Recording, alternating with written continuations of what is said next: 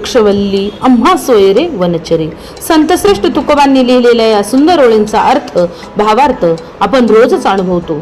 मित्रांनो, आपल्या भारतात अगदी खूप पूर्वीपासून वृक्षांना म्हणजे झाडांना देवत्व दिले आहे आणि ते खरं आहे, कारण झाडे माणसाच्या जीवनाचा जगण्याचा अविभाज्य भाग आहे. सृष्टीचं नितांत सुंदर व मनमोहक रूप झाडांमुळेच खुलून दिसतं. मानवाच्या जगण्याला चैतन्याचा साज चढवण्याचे काम वृक्षच करतात. म्हणूनच माणसाची श्रद्धा, उपासना, भक्ती या वृक्षांच्या ठिकाणी एकरूप होते.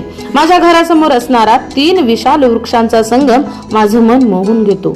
वड, पिंपळ, आंबा या विशाल 3 वृक्षांचा एकत्र संगम मला चैतन्य, उत्साह आणि खूप खूप सकारात्मक प्रेरणा देतो. या वृक्षांच्या ठिकाणी मला त्रिमूर्ती दत्तात्रयांचा साक्षात्कार होतो आणि निस्सीम श्रद्धेने कळत न कळत माझे हात भल्या पहाटेच या वृक्षासमोर जोडले जातात आणि मी नतमस्तक होते.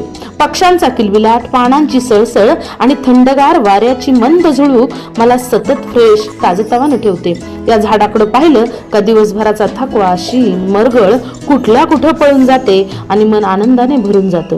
खरंच सृष्टीचं अप्रतिम सौंदर्य आणि आनंदाचा, चैतन्याचा झरा आहे हा वृक्ष.